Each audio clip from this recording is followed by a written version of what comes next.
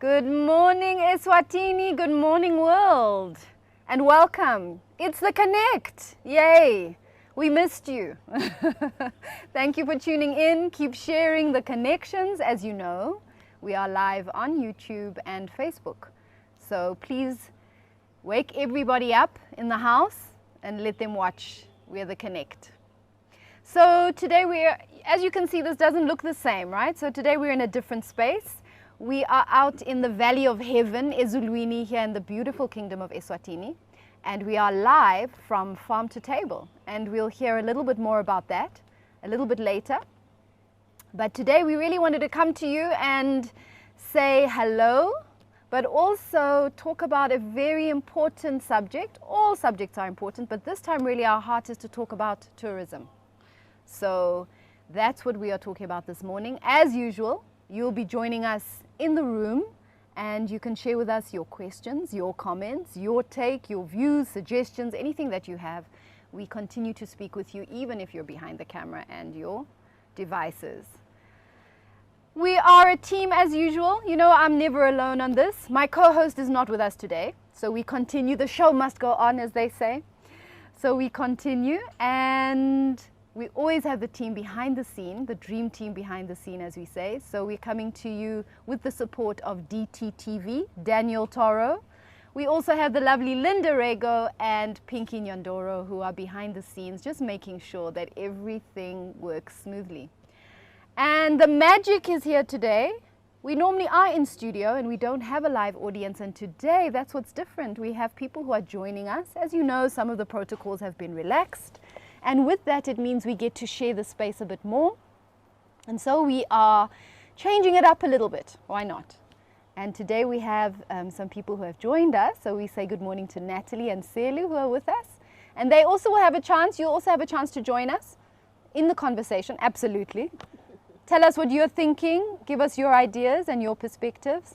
And we'll share with you what that looks and feels like. I think we have some stills and pictures to share. But anyway, it's really good to be with you this morning. It's a cloudy morning. We had ordered the sun, but as you know, the sun is always shining even though we don't see it. So it's out today, and hopefully it will clear up. But it's as beautiful as always, and we're going to talk a little bit more about how beautiful it is with our topic of today. Okay, so remember, Facebook, YouTube, link in, share your link, invite people on so that we can have a good discussion this morning. We've missed you. We're back on. So I'm going to just turn to the screen. We have Calvin Lowe. Hello, Calvin. You guys rock, he says. And we haven't even started. Thank you, Calvin. Okay. So we've also got Zine. Hey, Zine. Lovely to see you again. Thank you for coming in. Please share the link so that we can join in on the conversation. Okay. And we'll wait for people to join in as they come. So that leaves me to introduce the beauties that are with us today. As you know, we are never alone in this. We always have people to come in and share stories and perspectives. And so here on my left, we have Siboniso. Good morning, how are you? Good morning, and thank you. Lovely to have you. I think I'm well. Yes, you think so? You're not sure? So. I wasn't sure because of the weather, how am I, but I think now I'm getting better. Good, lovely to have you. So Siboniso Madlopa, some of you may know his face in the local space. Is head of marketing at Eswatini Tourism Authority and is involved in business development. He's a BD specialist and of course inspirational speaker. And so it's really good to have you this morning. Give us some perspective of what's happening in your space. Thank you. And in the kingdom. And to my right, we have the lovely Thabile Maripe. How are you? Good morning. I am very well, thank you. Lovely to have you. So again, ladies and gents, we're going to put our handles on. These are really inspiring people that we have this morning, and you can obviously follow them, and we want that. So we want you to know what's happening in the space. So Thabile, and I'm going to read here because I love how you described yourself. Wow. A dreamer and believer. I love it. No, we need to take some pages out of this. Yes. Okay. Mother to a 17-year-old young lady. I love that. We've got our young ones growing up. Public relations and communication specialist, journalist, and of course, and this is really where I came into touch with Thabile. I only met you this morning, Thabile, but founder of Vakasha Eswatini. So if you have not connected, linked, liked, Vakasha Eswatini, please go on now and do so.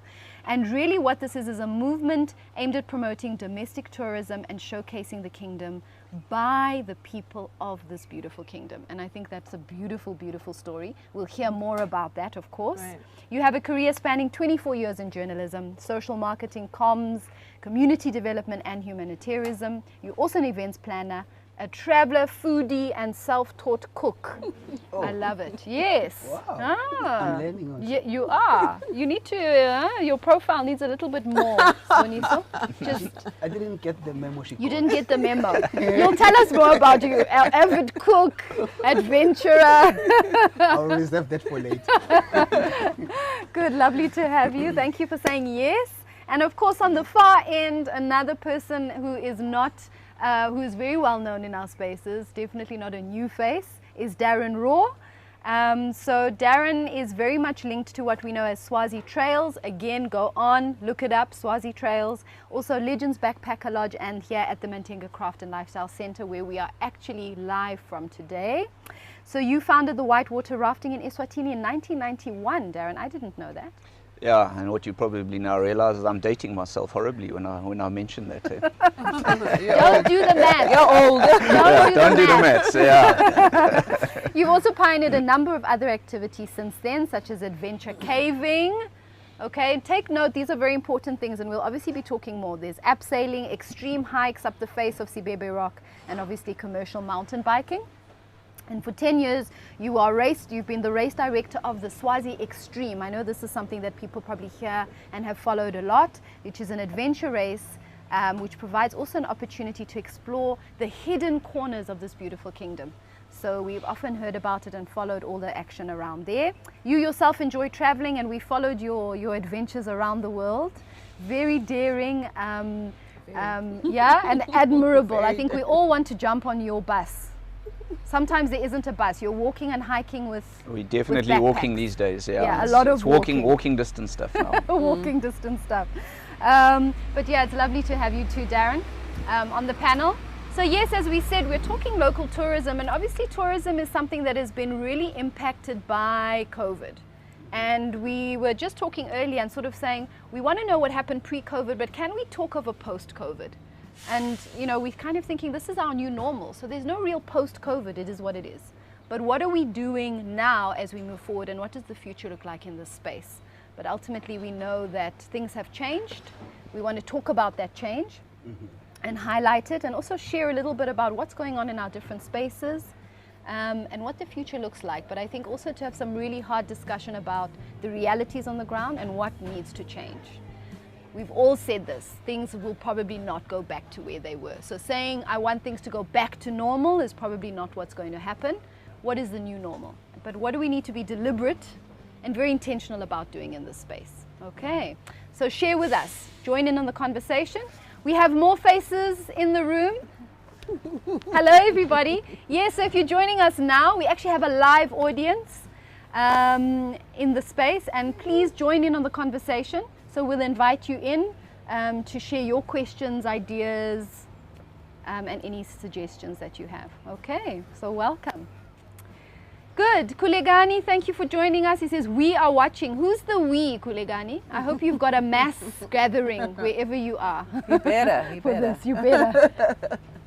Okay, I think just to kickstart this conversation, tell us a little bit what's happening in your spaces at the moment. I know there's a lot of information, action, things we're reading in the paper, on the news. What's sort of top of mind at the moment for you, Darron? I think, like most people in tourism, we're just looking at timelines. Okay. I think most businesses at the moment have taken a lot of pain, and one has to be very strategic about how you spend your limited resources and when you spend them. So, yeah, to me, I think it's really this tricky, very unsettling thing of timelines. You know, when is international travel or regional travel going to return? What are people going to be thinking and doing? How are the markets going to change? And yeah, how can we adapt to doing things better going forward? So I think it's, yeah, those are the questions I'm sure is dominating a lot of people's minds at the moment. And But yeah, I think there's certainly a lot of optimism of doing things better. Personally, myself, yeah, I've quite enjoyed the sort of forced reflection that it gives. I mean, was what we were doing really good? I mean, really good for people, very good for communities. Really good. Were we part of a good global thing, or not such a good global thing? And to me, the reset, the pause, just gives that opportunity to really think deeply about, you know, are you making a difference? Are you part of the problem, or are you part of the solution? And I've enjoyed that. It's given me a lot to think about. I like that. Yeah, I think absolutely. I think this kind of pause, this stop, although jarring and unexpected, has made us look and feel things very differently. Obviously, we're talking tourism as Siboniso, and we know that it's something that's always been in our minds, especially for this kingdom. Always asking ourselves, how can we be more attractive? How can we be a really destination of choice? Maybe talk us through a little bit. What have you seen that's been really very much impacted during this changeover from a pre-COVID space to what is our sort of new normal now? Interesting changes have taken place, and for me, first and the most important one is the shift from waiting for international tourists to come into saying, what can we do ourselves? I mean, the birth of Vakasha Eswatini, it's one huge change that we have seen. Emaswati were not even aware of their country, how beautiful it is. It's been listed by Lonely Planet as one of the best countries to visit in 2020. Actually, it's a top 10 countries to visit in 2020, sitting at position 5. And quite a number of other accolades that we have received internationally and having tourists from across the globe. But the question is, they're coming to something that we don't even know. What is it that is attracting them to us? And when you look at what people have been posting on social media now, they're even surprised that this exists in their own country. So that kind of reflection of saying, wait a minute, we want to stamp our passport, we want to go across the border, we want to go abroad, but what do we have here? And people are coming in, we're also working on numbers to bring people in, but we have not experienced it. And that is why we are very excited, and the major change that I just want to highlight is the focus and the rethinking and the shifting of paradigm in terms of us thinking, going into thinking, let's visit locally and let's see what the local have to offer. How many people know about this place we are in today? They're probably hearing it for the first time. They're trying to picture it in their heads. Where is it about? And it's right here. And it's something that we could lovely, and people from across the globe would sit here and write wonderful stories about this place that Darron is working on. But if you give that to a Swazi or a Liswati, doesn't know what to say about it because doesn't even know where it is. So I think then the shift has to, how then do we have a Maswati participate in domestic tourism? That's the first. But also, how then do we make a Maswati to appreciate even spending on domestic tourism? You know, people have got this euphoria of going out of the country. And then once you go across the border, you become a tourist and you spend at will. But when you are here, you feel like, why should I buy a cup of coffee at this moment? But if you go across the border, you feel it's justified. So we also need to have that mind shift in terms of some of the places that we go to across the border are even more expensive than places we have in the country, but we're more willing to pay out there. But we cannot blame people for that. We need to instill a different mindset. We need to instill an appreciation. And we need to saying, why are places closed when we are here and we are allowed to travel in country? Why are places closed? Why are we having few people here? So those are kind of questions that we should be asking ourselves. What should we be doing more? And as Tourism Eswatini, we are venturing into that space of looking into how do we get Maswati out of their comfort zone into visiting these places? How do we get them out of their sitting rooms and go out there? How do we say, instead of having these at the Pacific Institute offices and have it here? Yeah. That's the kind of mental shift to start with.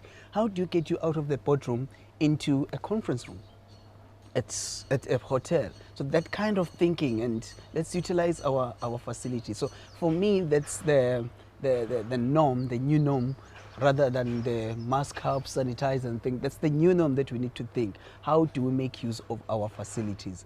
And Right. just as a parting point on this one would be, you see, I always make an example of the government introduced a law, whether it was popular, whether people liked it or not, but there was a law, or there is a law that says pension managers should invest a certain percentage of the money in the country. Okay. The last time I remember it was 30%. I'm sure they were planning to also increase it. But look at what it has done. Look at the buildings that you see in Babani, and look who owns the building. It's the money that we're investing out of the country. They begin to invest the money in the country, and it changed the landscape of the country. Emaswati are spending just over R1 billion emalangeni in South Africa alone for tourism purposes. Imagine if we spent that, that's per year. Yes. Imagine if we spent that, just half of that here. What did it do to this place? What did it do to our tourism landscape in the country? So that mindset shift that we need to start inculcating into Emaswati, I believe it will change and make a lot of difference. So I absolutely agree. I think that mind shift or that perspective, that climate was sort of forced upon us.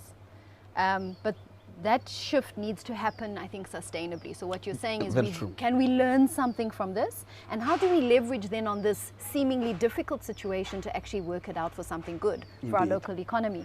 So Thabile, I'd like to turn to you now, because that's really where the birth of this Vagasha came from, Eswatini. So tell us a little bit, what prompted you into that space? What was the catalyst to saying, I can do something here? Okay, so before the birth of Vagasha, anyway, just perhaps to clarify, I'm personally someone who loves to explore and travel. So beginning of the year, as with everybody else, they have resolutions. My resolution for 2020 was to explore my country. So I started in January, and I started exploring places, and the exciting thing about it was always just going to that, finding the place that I haven't seen before, or I haven't otherwise heard of, you know. So I would stay online, I would, you know, and I'd find these awesome places, and at the time I would share this content with on social media, but on my personal platforms, my personal pages and my personal profiles. So and then you would get the reactions. Where's this? You know? No, but I live, you know, there. Where exactly? I specifically recall one place which was at Ngaba, the Sultan's Retreat, I think. And you know, the people from Ngaba were like, no, but I live at Ngaba, and I don't even know. Where is this? and you know, the pictures from the images and the power of images, my good gosh, I mean, this country is extremely beautiful. We have the terrain, we have the, you know, everything is so picture perfect. And so from the views from the pictures that I took, and if you go to Vagasha Eswatini, the group, the cover page is actually that shot. Yeah, that shot. Yes. And people were like, no, you're having breakfast, and this is not, so people are thinking of all the possible places that I could possibly be at, and, you know, so from there, unfortunately, you know, with COVID, I visited a few places, but with COVID, you know, we had to sort of stop and take a back seat. But somewhere along the line, I think in June, I just felt like, you know what, I know for a fact that there's like-minded people that have stories to share about this country. This is an opportunity. Let's share stories about our country. And that just woke up one morning and I checked online. Is there a page called Vagasha Eswatini? There was none. I started a group, and yeah, it just blew up like that. And we're happy about that. Yeah, and it was just so mind-blowing how, on the one hand, there's Emaswati that are saying, yeah, you know, my country, this is my country. They're sharing that this is place and this place, and, you know, behind you know, where they live, there's a place, there's an awesome place. Because also with tourism, there's been that belief that I need to be in a hotel to be a tourist. You know what I mean? There is check that in kind of somewhere. Yeah, get a check key in card. somewhere. Yeah, you know what I mean? And so now this was an opportunity for people to say, oh, look, you know, there's this, and this is, the truth is, and Siboniso can possibly attest to this, when you have a busload of tourists coming into Eswatini, they don't stay at the hotel. I mean, they check into the hotel, and then they go and see these mountains and these, you know, that's tourism They to venture them. out. And so, Emaswati, on the one hand, when I was saying, oh, look, and then on the other hand, people were like, hi, boo, where's this now? You know, and it was just so heartwarming to see Emaswati appreciating their own, but also just the ones that were saying, no, I thought I knew my country. I mean, this is right up the road. I didn't know this place. And then now is an opportunity to be deliberate. Absolutely. Yeah, and so that's that. really what all it was, what it was all about, honestly. That's fantastic. So I love this idea of, you know, and I think what it did is it exposed us a little bit, right? This Vakashe Eswatini is we don't know our own. We are proud Emaswati. Yeah. But then we look at pictures and we're like, excuse me, where is this? So I have a little bit of a joke, and I hope no one will hold this against me. But at one stage, Hluti, I thought was across the border, and I needed a, So, but that was a long time ago. Please don't hang your head in shame. But these are some of the things when we're not exposed and we don't know. I was sort of saying, well, do I need a passport to go to Hluti? I thought it was across the border somewhere. I can agree with you. You know, Moy Hook. Thank you, Moy Hook. There's places where, right? And I love that because, like you said, Siboniso, the change is not just about thinking, oh, you know, can we go across the border? A billion emalangeni or rands in a year we spend across the border. Now, what we're not saying is that it's not. We're not saying it's bad to spend money outside, right? We are all part of a community here. But I think the idea is, imagine we spend half of that internally.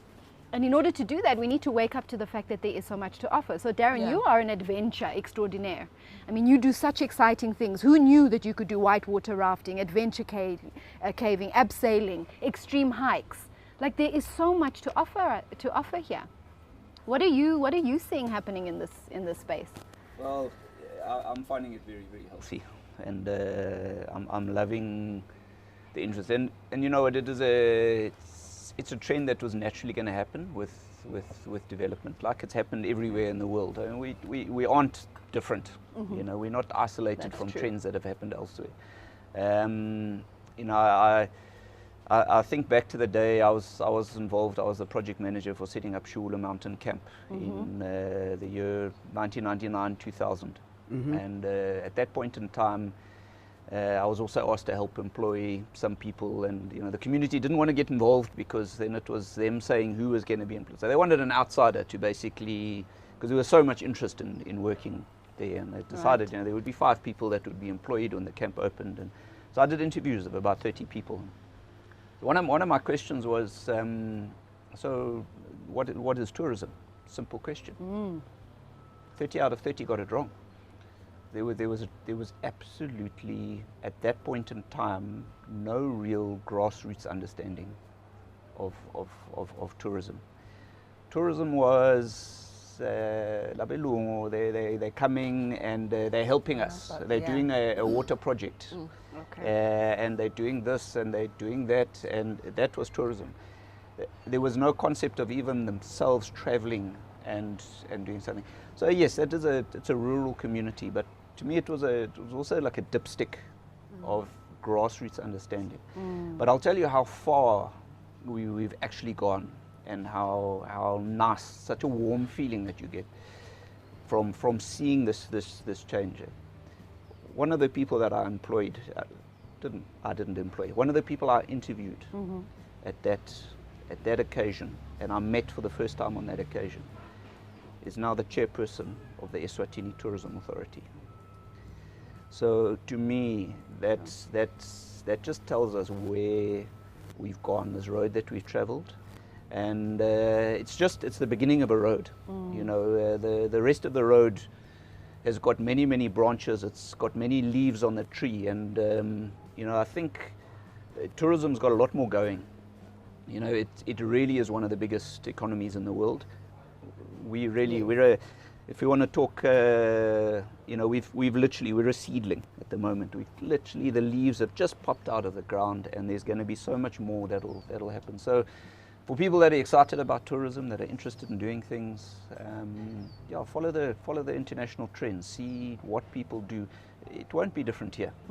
We will get people that'll get enthusiastic about, you know, bird watching, and people get interested in butterflies and all these little fringe interests over time. You know, food tourism. There's just so many branches to tourism. Tourism is not just one thing.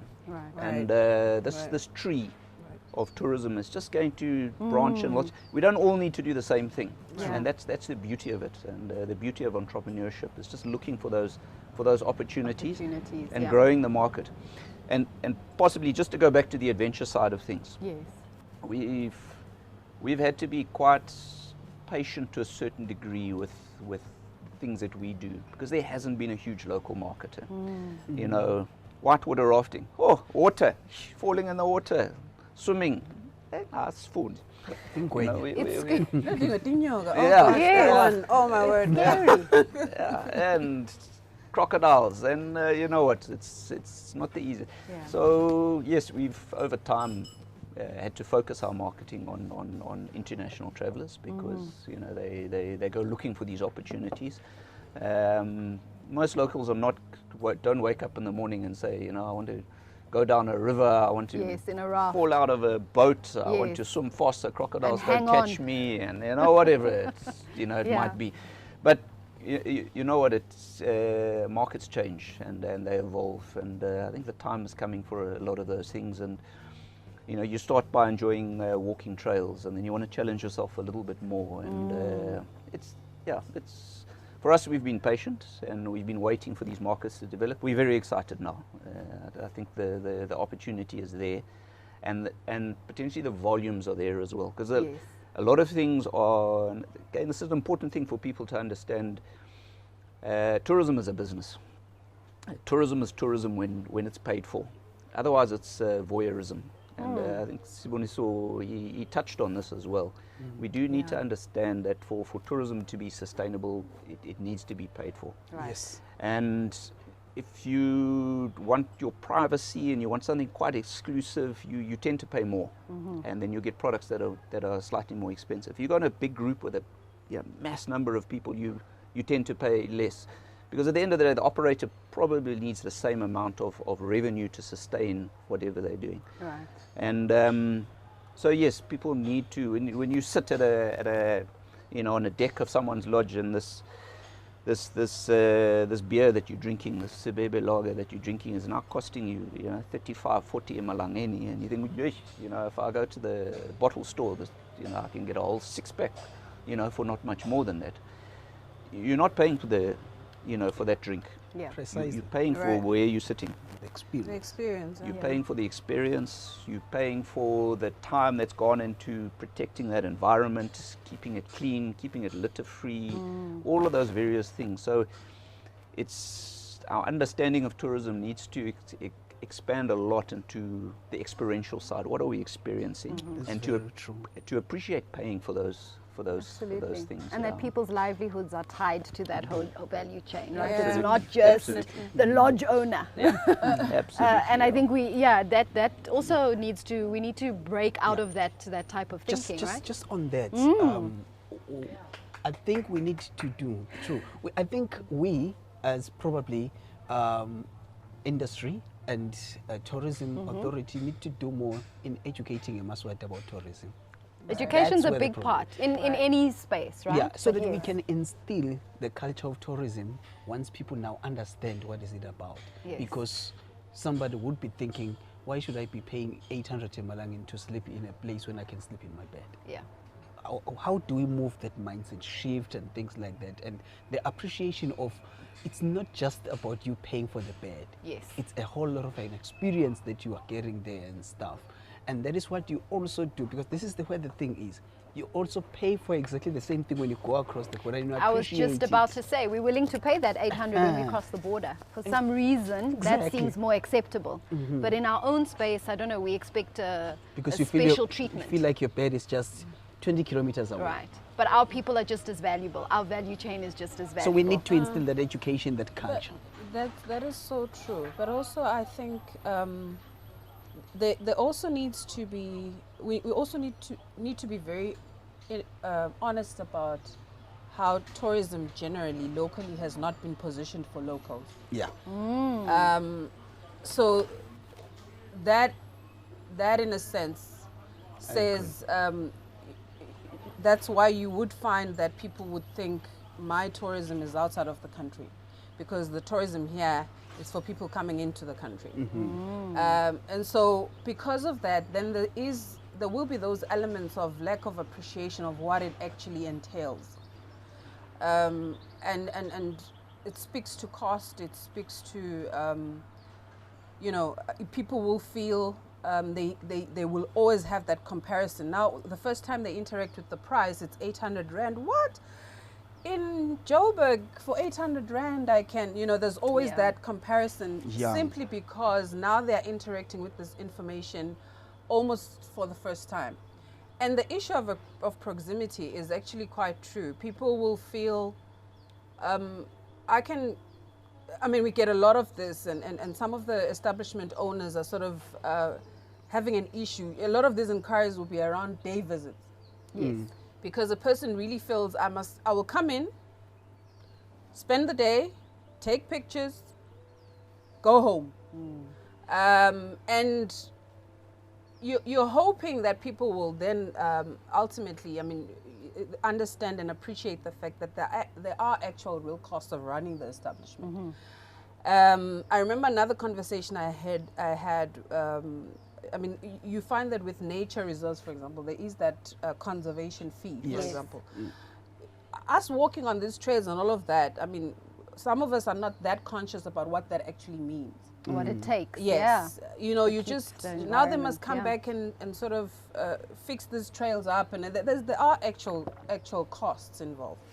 So I think part of why we're here and why we're having this conversation now is the fact that there was never before now the deliberate attempt to ensure that Emaswati or the local residents are understanding that the tourism space, they have a stake. It's for me. It's for me here. Yeah. Tourism does not mean stamping the border. I think that's very valid. And I think that's a big wake-up call. I love the fact that you're here. I hope you're taking notes there on your own. No, but that's exactly it. Does it speak to me? And if I don't see myself in the picture, if I don't see myself in the campaign, if I don't feel like I'm valuable and am being invited to be part of it, I may not engage at the level that I do. And I love what you're saying, Thabile, is also, even though we are going for day visits, there's probably a lot we can leverage. So also educating ourselves and stakeholders and service providers that what are we offering in that day package? Is there more that we can put in there? Because it's true, if I'm just going down the road, I have a husband who loves sleeping in his own bed, but it doesn't stop us from going to the day visits. But we leave early in the morning, we get there early, and we want a full experience and come home feeling like, oh, that was beautiful, and sharing it. And I love that platform to be able to say, this is where we were, this is what we did, and this is the experience we had. And that education is very important. I think it really is. So, and the one thing that I find very stimulating about the number of photos and things that are submitted on Vagashe Eswatini is that everyone is recognizing the beauty of places. And I think there's going to be also a discovery of, how do you actually now protect that long term? And how do you look after it? And I think there's going to be a lot more people that are going to understand it's actually not that easy, and it costs money. To maintain a trail, to a very beautiful view site does cost money. To keep it clean costs money. To give people a feeling of security that, you're not going to get mugged by somebody in the bushes. Very important. Costs money. Yes. Even somewhere to park your car safely costs money. And I do think just by that sort of that interest, that exposure, and by the number of people say, well, why isn't this a tourist attraction, or why isn't that, or why isn't this? there are reasons, because they need to be managed, they need to be made sustainable. And it can be done by those very communities, or farm owners, or whoever it might be.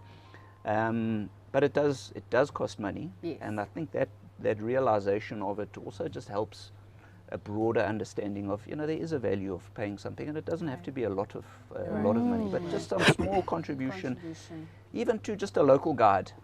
That presence of a local guide he's now got a vested interest in making sure that the place is kept clean, and the reputation is good, the area.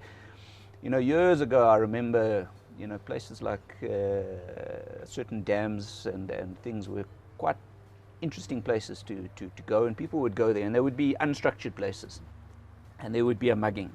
Ooh. And this was even before social media. The word would be out straight away. No, that place is unblessed. Mantenga Falls. And people from there, again, I'm dating myself a little bit. Before Mantenga Nature Reserve was Mantenga Nature Reserve, Mantenga Falls was a favorite place to go. It had the most terrible reputation. There were muggings there. There were rapes. There were things that were absolutely horrific that went on there. And for a long period, I'm very happy that that is so far buried in the past that I think a lot of people won't remember it.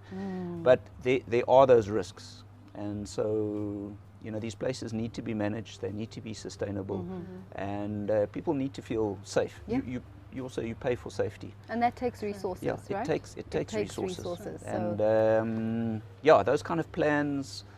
That ownership of the tourism product, I think, is quite important. Communities need to take ownership of their product and pride in it, and that pride is coming through at the moment on these online platforms. I think it's really just a case of just putting the pieces in place so that it grows.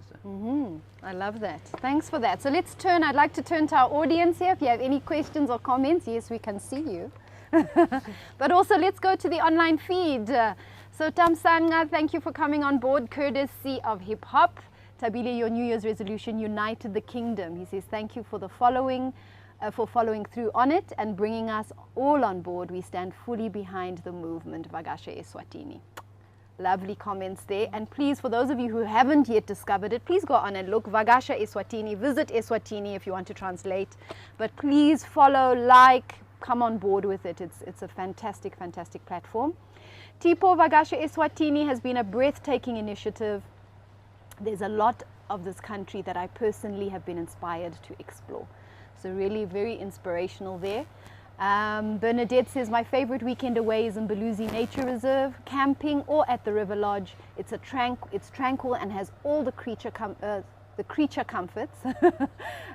Some of my best memories were made there. So some lovely sharing coming through from people who have really visited and shared. But I love this idea of we need to be deliberate about educating.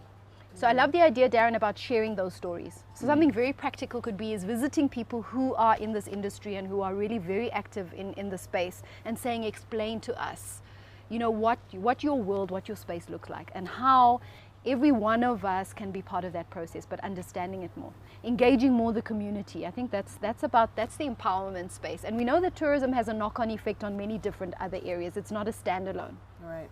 So I love what you said about safety. I love what you said about cleanliness. So environment is a big one. And I'd like to bring this up also personally because, as I said, I was away for the weekend, driving through. There's a sadness that we see around kind of waste management. There's a lot that's lying on the side of our streets that's blowing into our nature reserves and into our spaces. How important is it for us to really be speaking, and maybe that's a voice that hasn't been very loud in our space here in Eswatini, in our country, is this idea of environment? Why is it that we seem to be distanced or disconnected from it? Oh, well, I know that will probably put me on the spot because it is actually falling under our ministry in terms of, there was once a campaign, I think it's still there, it's called Hloba Swaziland, Hloba Eswatini.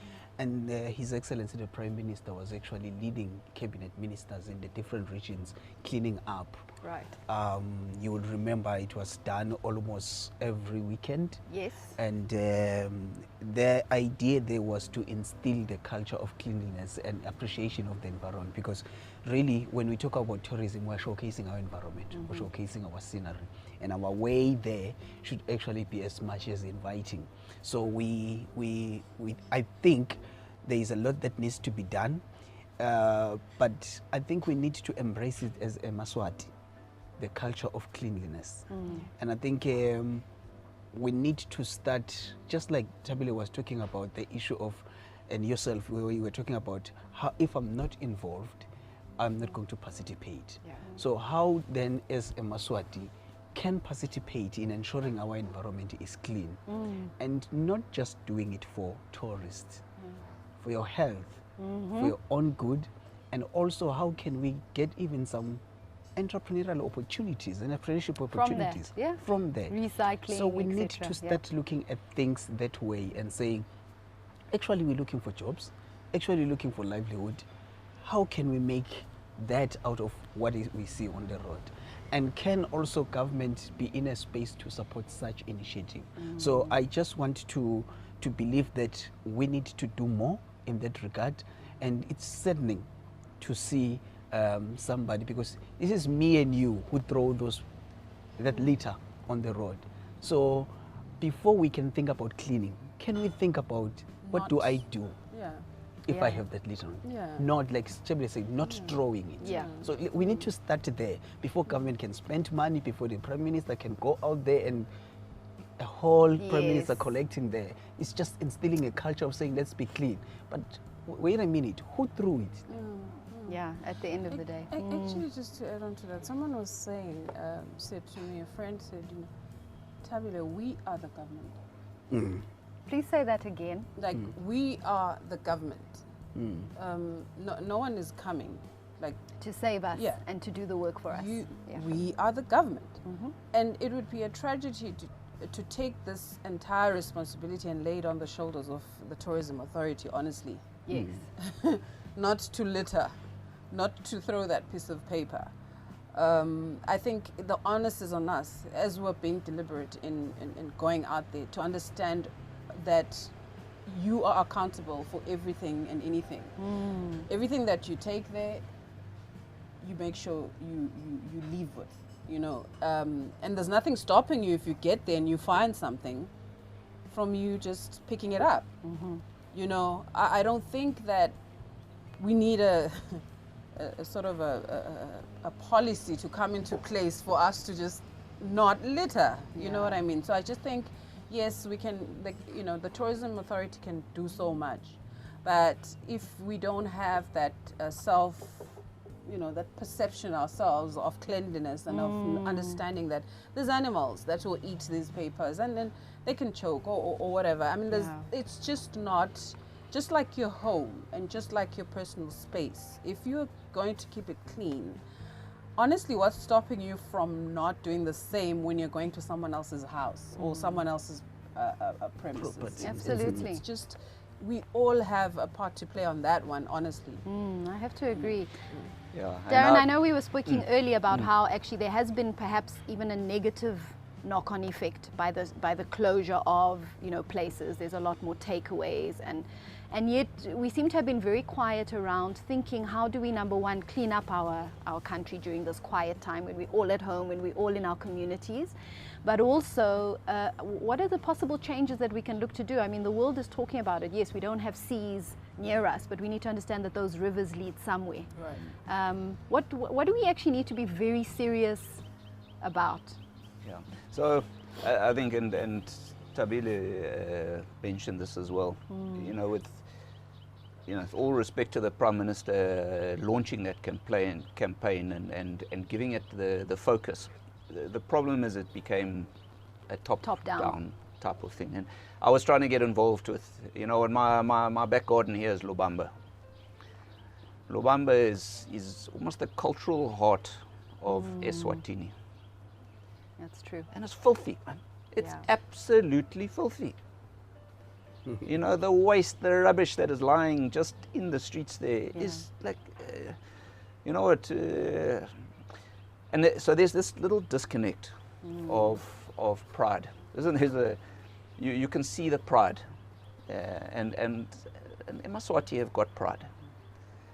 But we seem to have a pride just in your space. You keep your space. We sweep to the edge of the fence. And just outside the space, that's that's government's problem, or it's somebody else's problem. Yeah. You know what? It's a greater problem. So, you know, we did line up. We had quite a lot of interest in cleaning Lobamba, but it then broke down because ministers got very busy with other things, and the date got changed, and then so, you know what? It should have just carried on with people on the ground getting the job done. Right. And you know, people in Spofaneni can definitely, it's the #1 destination probably for filth, and I'm sorry to point it out, but people there need to wake up. And there's a couple of reasons for that. It's a commercial point, and a lot of people, it's a big bus type of thing, but Spofaneni has it's got a real problem, and there's only the community in Spofaneni and the business owners in Spofaneni are actually going to solve that problem. Yeah. So they need to put their heads together and do it. But it needs to be a ground up. Yeah. You know, we've got Vagasha Eswatini, we need Kloba Eswatini. We need people putting their faces forward, saying, you know what, I'm proud. Yeah. I don't mind picking up litter. I can put on a pair of gloves, I can pick up litter, etc., etc. I think a lot of us do this hiking as well. You know, I'm not scared poking fingers at ladies. Ladies love leaving these white flowers everywhere on the side of the trail. You know, there's these little white flowers that you see that have been dropped there. Ladies, I can tell you, I pick up your white flowers.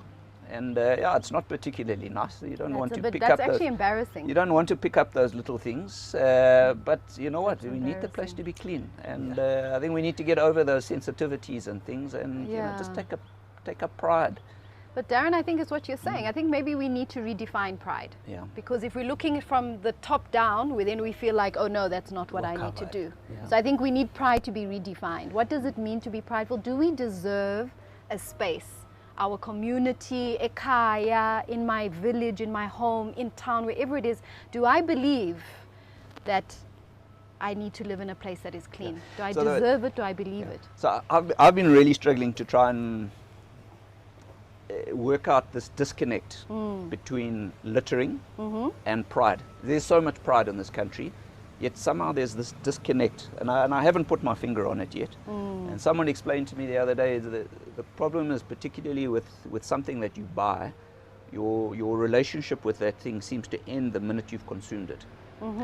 Whereas really we need to look, you've bought something, your responsibility for that thing ends when it's been properly put in a waste disposable, and it could be a municipal disposal, it could be home disposal, but your responsibility with that can,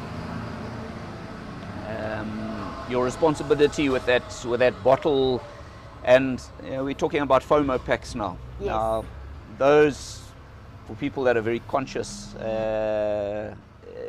that's a real touch point, that one. You know, these polystyrene containers, they really are the most visible blight on the landscape.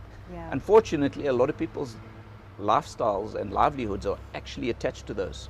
You know, if you're going to buy takeaway shisanyama, chicken dust, if you go to a lot of big events, everything is served in polystyrene containers. Polystyrene is not easily recycled, so there's no one willingly going out and doing those. We need to have these discussions, you know. And it's multi-pronged. So even though we are putting things in the dustbin, where's the waste management? Where does it go from there to a landfill? We have winds, it gets thrown out back into the environment again. So there's a whole chain that needs to be developed from start to finish. But I think we need to ask ourselves this: do we deserve to live in a clean place? And I think when we feel like that is the standard of excellence that we are buying into, it doesn't matter if, Thabile, you've dropped something, I'm at your home, when I see it, I pick it up, I'm part of the solution. And I think too often what we do is, yes, now I'm in the combi and I throw out whatever from the window, it's falling onto the road, I'm not at home. The homes are spotless, but the minute we cross that boundary outside of the fence or the boundary of that homestead, we see it. And I think we need to buy into more that this whole space is my home. But I think it's about what do we deserve? What do we believe we deserve, right? True. So let's turn to the screen again. So we have Tipo, who's also sharing. The ETA assisted in some community-based tourism projects across the country. Sheula, Mahamba, Maguga, Sangwini. Most of the projects have not remained the same as initially intended in my view. There is the educating the market or Swazis aspect to it. But there seems to be more to it as well. How do we invest in ensuring that these community tourism products remain sustainable and keep to the required standard? Fantastic. Hey, those are good questions. It is. So I think it brings me to also the topic that I wanted to just add in, the issue of the theme for this year, Yes. which is International Tourism Month. Okay. So the this international- is International Tourism Yeah, Month. September is International Tourism Month, Okay. or World Tourism Month, wherever you put it. And then 27th of September is the International Tourism Day now. Okay. So the theme for this year is tourism and rural development. And that's exactly what it is about. And the development should also be inculcating the mindset shift in terms of once the project is in, how do we maintain it? How do we own it? How do we deal with it as a business? So it starts way back to saying, can we be entrepreneurial? Darron said tourism is a business. And we need to instill that to even the communities as they run those projects. So just on the tourism month and the theme, it simply says, how can tourism play a role in improving livelihood in the communities? So it's love simple that. things like, if there is Sangwini, is there Sheula, Darron that worked on, if there is Kelekele, if there is Makatsavane, Mhlumeni, whatever the project. I'm just mentioning a few in no order of importance. But how then has that changed the livelihood of the community? So it's simple things like, for Darron to get there, he needs an access road. So there will be an access road, and indirectly that road will be servicing the community too. Right. So there will be now a kumbi that was actually, you had to go for a few kilometers to catch it. Now it's at your Come closer. very much close, because now of the road that has been much better since there is a tourism facility. Right. And also there should be electricity there. Yep. There should be water, probably a network for absolutely. your telecommunication. Yeah. So now the community will also benefit from that electricity, will also benefit from that network, will also benefit from the water. But more than anything else, they will also get a job there. They will also be supplying some of the fresh vegetables and be part of the supply chain. And that is how tourism, if it's well inculcated and is embraced and introduced at community level, it can change the livelihood of the communities. Absolutely. And that is what we're trying to promote on this. So yes, we need then to have Emaswati embracing it, to say if it's a community project, how is it? Because once we have a community committee that looks after the project, they must understand and treat themselves as a board. Right. And what does a board, what are the board's responsibilities, the fiduciary responsibilities of a board in terms of taking care of that? So they need to be trained there. If they hire management, what is management's role in ensuring that this is happening? So we need to deal with it as a business more than just as a community thing that is happening there. It's a community-based business project I love that that. we need to do. So I just wanted to touch on that. I will also touch on so that we just talk about it. Also that on the domestic front, I'm sure Thabile would be happy about this, because he wants to also use the Vakasha platform, Vakasha Eswatini platform, to promote domestic tourism.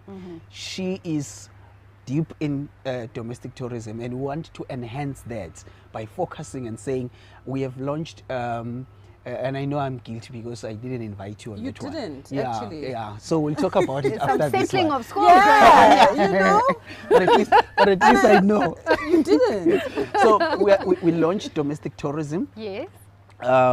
So a domestic tourism campaign is with a slogan that says "A wonder awaits, explore it." A wonder away, explore it. Awaits, Awaits. explore it. Oh, a wonder awaits, explore it. Okay. Specifically saying, well, Lonely Planet says this is a small country with full of wonders. Yeah. And Vakasha Eswatini has been unpacking it. Those And we are wonders. saying to Emaswati, go there, explore it.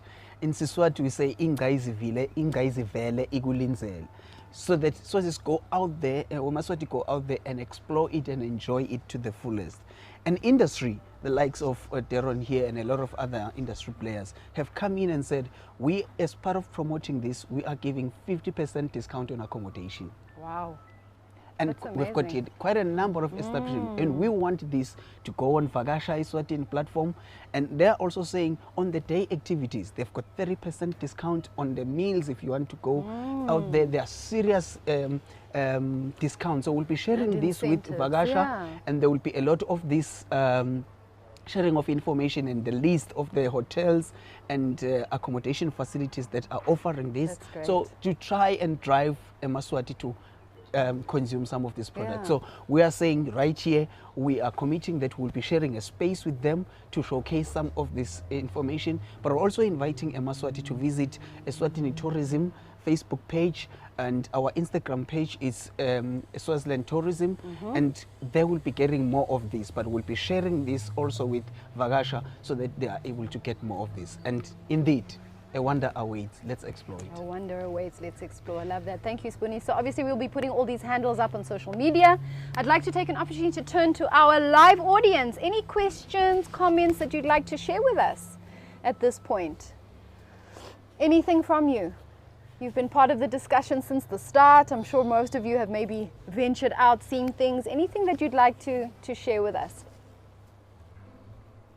Bridget, yes. Yeah, hi, Bridget. I just wanted to ask a question. It's so lovely to hear about all of the awareness internally in Eswatini in terms of making the people within the country more aware of the beauty of the country and also what they can do to protect it, even though it might just be in your backyard. And so many people have been just grown up like that. It's so nice, but I think a burning question on everybody's lips is, when are the borders going to be opening so that we can, as people in Swaziland, encourage the international people to come in here and being more equipped with what this country has to offer, just encourage them and also educate them while they are in this country. So I think my question really was, any thoughts on when the borders might be opening? Or is that a rhetorical question? No, she's putting you on the spot. Do we need to give you a few moments? No, I think we are all waiting with our breath held at one. Yeah. And remember, it's a multi national thing. Yeah. We cannot open our border. We're a landlocked country, and of course, remember, government is prioritizing health of everything, and there are still cases that are increasing, and now that things may be a bit stabilizing in South Africa, we can raise our hopes. But of course, it's something that we need to be discussing, and governments are discussing on an ongoing basis bilaterally, the countries, especially South Africa and Mozambique. And they also, South Africa, are not even open to international space. Yeah. So it's an ongoing discussion. They're analyzing the data in terms of flattening the curve on COVID cases, and they are really assessing that space, and we're all waiting with much anticipation on that. So I cannot put it across now to say we're expecting end of November or what, but it may be something that may happen sooner, but really it's an ongoing thing. But it's more of a health assessment and advice from experts, and then they will advise on that. But for now, we're all holding our breath for it. Yeah. Thanks, Siboniso. I think the whole SADC, if SADC could open, I think this is the idea, we don't want to be dependent always on the outside coming in. We also need to create our own sustainable systems and a regional base. But I think it would help, and I'm quite excited to see how we can be, even within the SADC space, sort of more sharing best practice, but building from within. What do you say, Darron? Julie, the one thing I'd like to go back on is that point about how do we make community tourism sustainable. And I do think that we do need to quite critically gather together our learnings from the past. Okay, yes. One of Siboniso's colleagues, Sipho Simalani at Eswatini Tourism. Right. If you talk to him, he's got sad eyes. His eyes are sad. because he knows too much. He knows all the difficulties of actually making things happen, and I really feel for him, and I really think that's he is a resource that needs to be tapped into. He's been involved since the early days of trying to get community-based tourism up and working. The fact of the matter is, it's actually not that easy. You know, having a beautiful rock or a beautiful view is not in itself a guarantee that your tourism product or service is going to work. Tourism is actually quite a complicated business, and all those learnings of what worked and what didn't, what worked with community boards, and whether that was the right structure for doing things, whether it needs to be, whether the things that are more entrepreneurially driven are better than ones that are driven by an entire board. Okay. All of these various things need to be looked at, and also a sharing of knowledge in particular things. Now, one of the things, I mean, domestic tourism is very, very important, but again, we need to be realistic about it. Domestic tourism is probably only 2 days of a week, possibly one, and one needs to have that understanding. So if you're going to set something up, if you're going to pay somebody salaries, etc., etc., if you're going to be focused and your marketing and everything that you're doing is focused on domestic, understand that your flow of business is probably going to be 2 days of a month, particularly if you're in the type of product that's rural.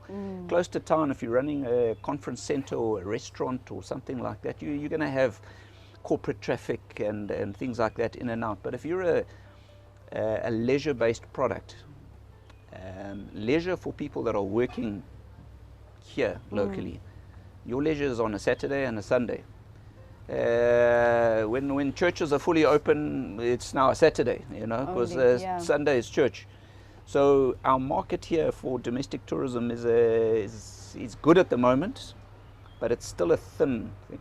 So there is another important point, and again, Eswatini Tourism, the ministry, but I think the country as a whole has got a responsibility also on how would we like to see our tourism industry develop.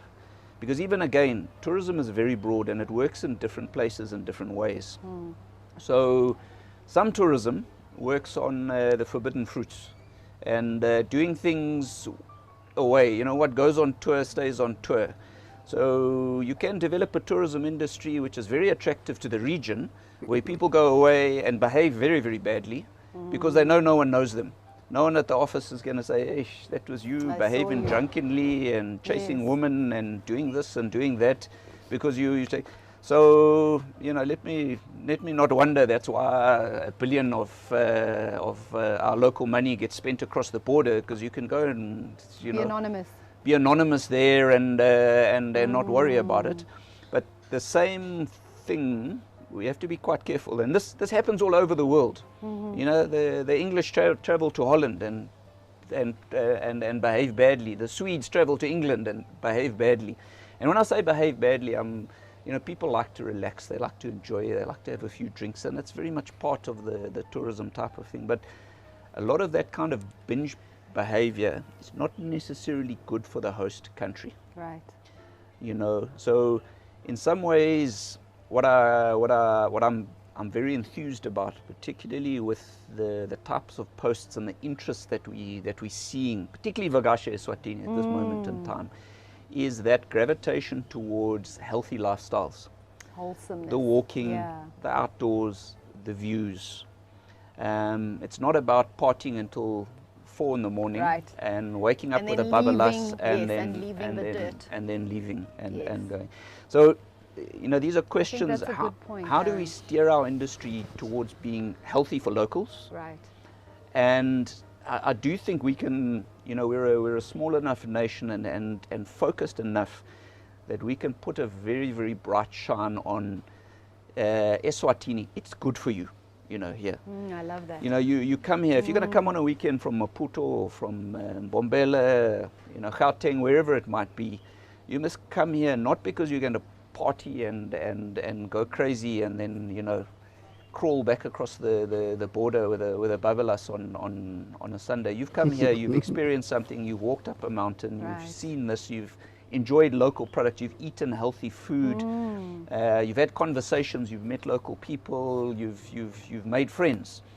You know, I think we need to try and steer our product. And what's quite nice then is that you have a similar product that is very good for locals as it is for our regional market. And we're not dissimilar to our regional markets. And I think that's very important. It's what you were saying, right? Is tourism for everybody. Yeah. And I think that's what we're saying. We need to actually be we need to interrogate what is it that we want, what is in line with our values, and then move there. So I like what you say. It is, yes, Darren, I think we can appreciate that it is complicated, but I think sometimes we complicate things. At the end of the day, is this what we want? And if we are serious about it, then we can stop the PR stuff and actually get down and dirty and do what needs to be done.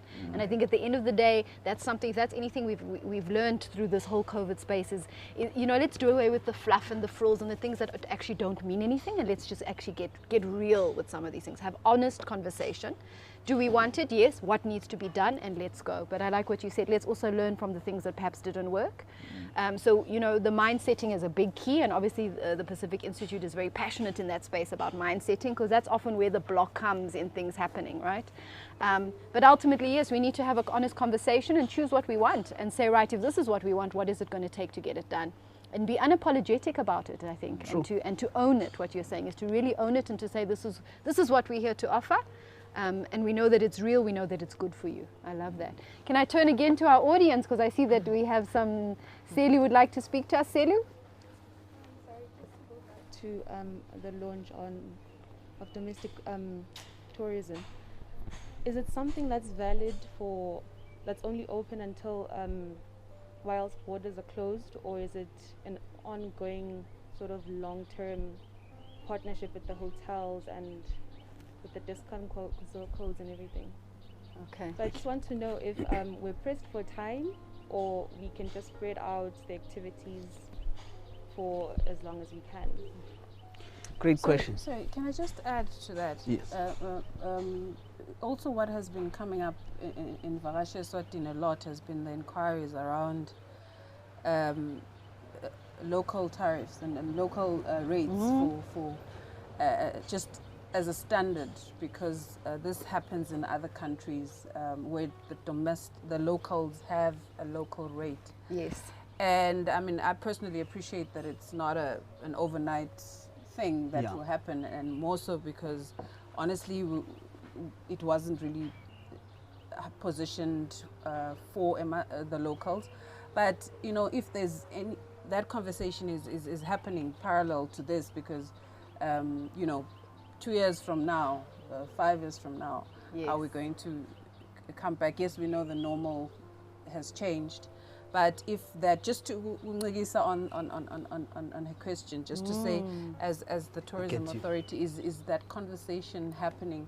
Because we see that a lot. There's always that someone is just going to come up and say, no, but why is it that we don't have? Now we see because of there's a promotion, or it's happening. There's a campaign. But what happens after that? Can't we also then be working towards having a standing local consideration for locals that travel? If you're local, then there's a rate for you that is standing, you know, even post-COVID. Keeps it accessible. Yeah, I like Beautiful that. question, and I'm glad Darron is here to help me also on that one. So, two things. One, you would appreciate that, as Thabile has already alluded to earlier on, to say the focus, just summing it up, the focus has been international tourists all along, and it's been doing well. So it is a new thing to solely focus and zero down to domestic tourism, and we need to drum it now and make it bigger. So this is a new norm. It's not just for now. So we are constantly, even industries, coming in and checking how will eMaSwati respond. If now you are talking about the 50%, are we using it? Are we taking it up? Because that will then tell industry, oh, by the way, so if we do something for eMaSwati, then they respond to it. So if they're going to have 50% and we still do not take it, how far could they go? Should they even? So yes, we are also giving in that space. So it is happening while borders are closed, but there's got an intention of going beyond, because now domestic tourism is a new norm and it's a sustainable one. And as you know, the Pacific Institute is about sustainability. And that is why we are very much keen on engaging the industry in also coming up with packages of that are going to be specific. So Darron has talked about how then we can work with, I mean, he's talked about exciting the thrills and the ones that are looking for excitement, the ones that are adventurous and stuff. So we've categorized this clientele that we may be having here. And so Thabile will be coming up with some packages, hopefully with industry very soon, to say if you want to just go for a weekend under the thrill and you want to go as a group, these are the packages that are available. Probably Darron will help you with that. And then we're trying to work on something similar to that kind of a thing. And we are going to categorize it. And he has already said about if you are wanting something very exclusive and private, and there will be a package for that. Of course, it will be pricier than if I take all of you and we're going down to Malolocha now, we're going to do some zip line or some cable car, and we're all having fun, we're having a pride there and stuff. There will be a package that looks into that, and there will also be a package for exclusivity, and there will be a package for families, because we've also categorized them. If you want to go out as a family of 5, mother, father, 2 kids or 3 kids, how do we go about doing this? So we're packaging that so that we then focus to the domestic tourists. So we're really trying to come up with that to also address that gap. So it's something that is long term, and we need to start somewhere. So while we are still working on those packages, industry has said, let us agree on that, but now we have specials that we are running for the domestic tourism, then we are going on that. And then on the special price for the locals, I think it will be indirectly be encompassed as we do these packages, because these packages can be internationally pegged or domestically, and it's an ongoing discussion that we have. And that is why I started with the statement of saying, let us appreciate that the focus has always been, even as Darron was saying, tourism is about welcoming people into the country. But now when we focus on us traveling, it's going to be a different conversation. So yes, there is an ongoing talk, and we'll be addressing that. I love that. I think that's also an important one, to keep it accessible, yeah? Yeah. So I think, I think the conversations are very useful, and again, platforms for these conversations are important as well. So I think there's been a lot of consciousness for domestic tourism over a longer period of time. Sure, we're putting a focus on it at the moment, but it's been there for a long period of time as well. You know, big game parks of Swaziland have had a split rate for the last 30, 40 years, where it's cheaper as a local than as a... Same with the ENTC parks as well. They've also got a split rate. It's been there since the beginning of time as a concession to locals. I think what is important as well is, you know, you ask the question: will these specials stay in place long term? So if you're in any business and let's say you're making dresses, for example, and you can sell to this person for 100%, or you can sell to that person for 50%. As a business person, what do? You sell to this person for 100%. Yeah. So I think there needs to be an understanding. Discounting is useful, and it's a business tool, and it needs to be used as a business tool. I don't think that all establishments here will maintain discounts. So yes, this is a message. There's an opportunity right now as domestic tourists to access a lot of places, but let's not be naive about it. A lot of these places are bleeding money at the moment. They are just trying to keep their heads above water, because of the fact that there is no other thing. That's not necessarily an evil, and it's not necessarily a problem. Again, remember, tourism is a business. And if we can bring foreign exchange into the country at 100%, you know, that's not an evil. That is actually a solution. Now, it all to me just boils down to differentiation, and also to community-based tourism. Now, part of the problem with the original community-based tourism is it was very, very focused on international travel. Now, to access those international travelers is actually very complicated. They don't just pitch at your doorstep. There's a long process, and there's a whole distribution channel. And community tourism wasn't well set up to be able to deal with it. So it then fell on the lap of Eswatini Tourism Authority, which again is not necessarily its job as promotion of the country, but not necessarily to hold a tourist's hand all the way from overseas to arrive at the doorstep of that particular business. Right. So again, the mature thing to look at it is, you know, where should those establishments be focusing their attention, and what is needed? And, you know, then look, you know, maybe the closer, more affordable marketing environment is local, where you can talk locally, etc. So a lot of it's, to me, it's just fleshing out of the industry. Tourism is not just one thing. It is many, many different things. And it's the satisfaction of demand.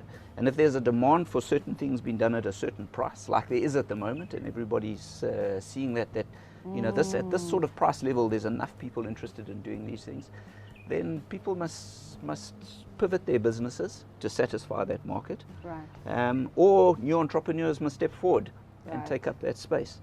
And to me, that's very, very healthy, and it's a broadening of the economy in that respect. But I also don't think people must bash upmarket tourism places that are bringing in foreign exchange, paying high salaries to managers, and, you know, doing a lot of other social good. So I think, people must understand a discount is there for a reason, and serves a purpose. And it serves a purpose.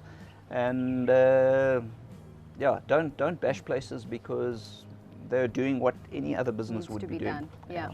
Thanks, Darron. Sorry, Thabile, I'll come to you now. We obviously are kind of wanting to wind this down. We've been with you for a while now, and thankful for staying on with us. So maybe, Thabile, as I come to you, and maybe to you, Siboniso and Darron, if there's any kind of last words that we want to say as we log off this particular conversation. We know that it will continue. But yeah, just Thabile, over to you. You know, he's disarmed me. You know, like Darron is saying, tourism is a number of things. It's not just one thing. I think if it would have done, as a country, would have done a huge disservice if we do not take the very glaring lessons of this period. Where, in as much as you know, we do want international tourists coming in, definitely. I mean, we've been thriving because the industry has been thriving because of them. But I think we now need to be more deliberate in the industry has to be now more deliberate in a double-pronged sort of, you know, approach. Yes.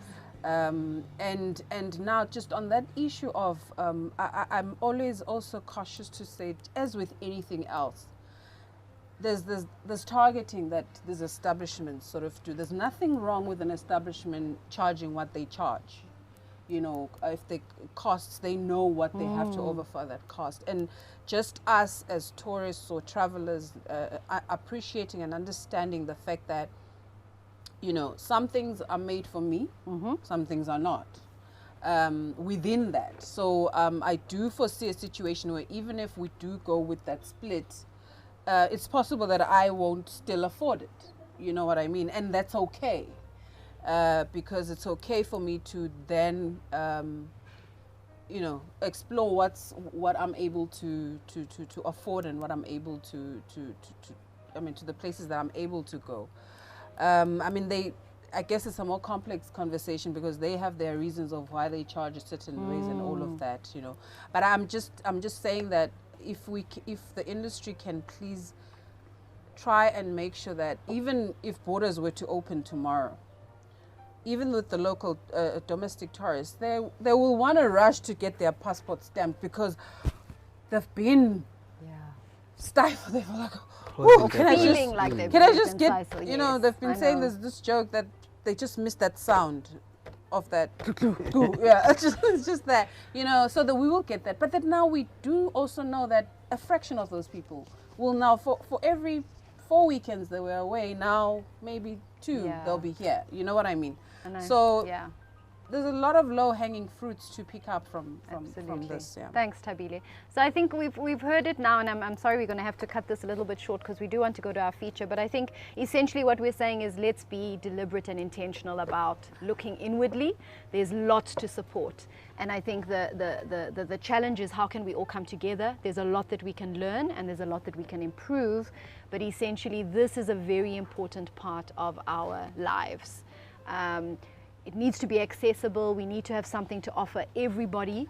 And then we need to drive it, like Darron said, as a business. We need to understand that there's a really real business case behind it and appreciating it, but also for establishment to be challenged to also put out value and to understand what are people looking for, where is their opportunity. We need to rethink the space. We can't come into a new era with the old thinking, and I think that's what we need to be challenged, is how do we do things differently, but at the end of the day have a net positive impact locally to inside, then going outwardly. And I think that's kind of the overall key from this conversation. So thank you for joining in, ladies and gentlemen. To our live audience, thank you very much. Some already have tooted out, but we've got some our old faithfuls here. Thank you for staying on. As you know, we always support local and want to shine a light on what people are doing in this space. And as we said when we introduced ourselves, we are in this lovely location, which is Farm to Table in the beautiful Valley of Heaven, Ezulwini. And we'd like to just shine a light a little bit on what's happening in the Farm to Table space. And so we'd like to go to a feature now where we actually speak to Sydney Chambers, who's going to fill us in a little bit what's been happening and how you can come on board to support and be part of this beautiful story. So over to you.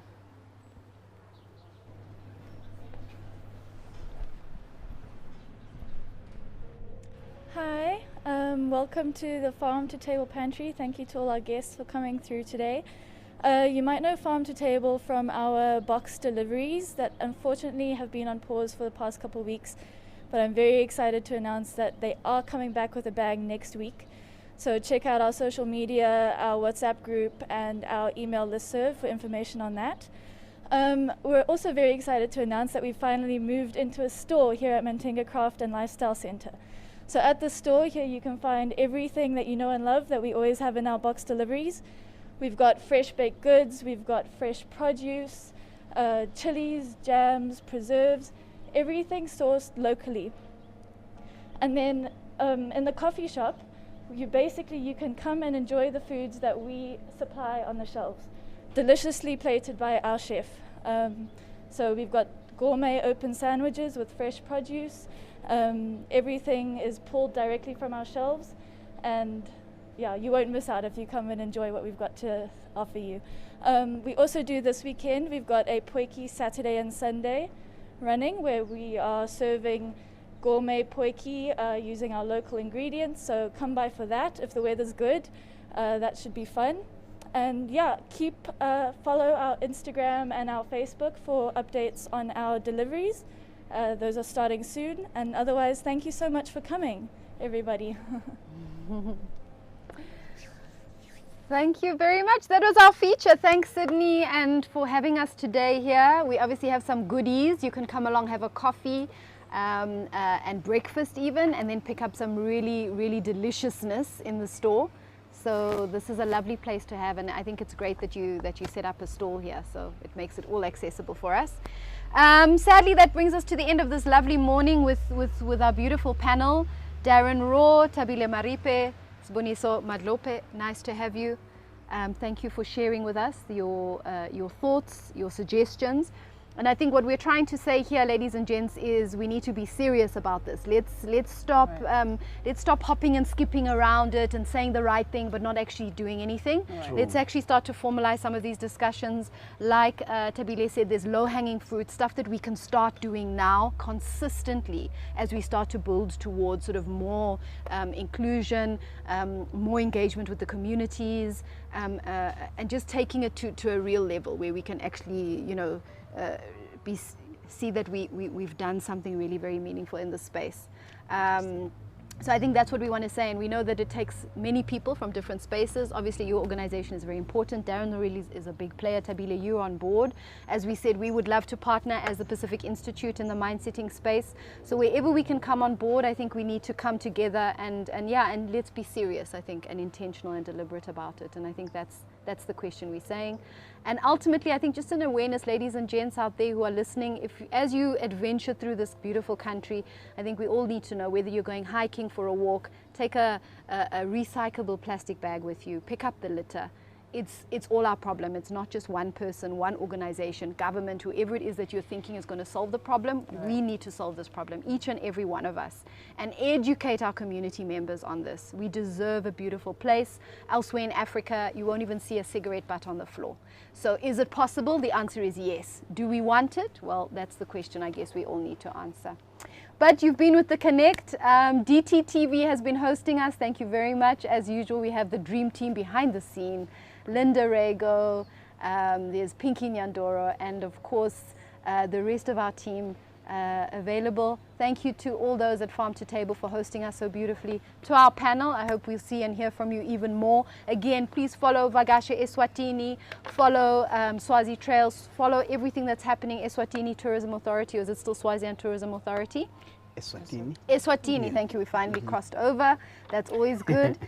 We did have some prizes to give out, and I hope we can still do it. I don't know if we have time to do it now. Can we do a promo? Yes. So Siboniso came bearing gifts, ladies and gents. We love gifts. The gifts are not for us, it's for you, and mainly the audience. But you've got some questions. Hey, we need to make it a little bit competitive. Of course. So tell us a bit about the gifts you're giving away, and do we qualify for those? Not for today. Not for today. Not today. Yeah. So thank you very much, and thank you for hosting us. We are excited, and we believe that this will bear a lot of fruits going forward. And I'm particularly excited that going forward, I can pledge here we'll be working with Vakasha Eswatini. Yes. And thank you for bringing her close to us. She's been running away. Oh. So thank you very much for that. So as part of celebrating that union, we are giving away a dinner, a lunch for two. Okay. Right here at the Smoke and Grill. Oh. Yes. Lunch for two at Smoke and Grill. Yeah, boy. Lovely, so, lovely. Quick question. Yes. Would be, what is the theme for the tourism month, and can you tell us our slogan for so we're testing listening. Domestic tourism. What is the slogan for domestic tourism? For domestic tourism for the month of tourism. Yes. Okay. So it's two questions. Okay. The first one is, can you tell us what did we say is the theme for the month? What is the theme for the month?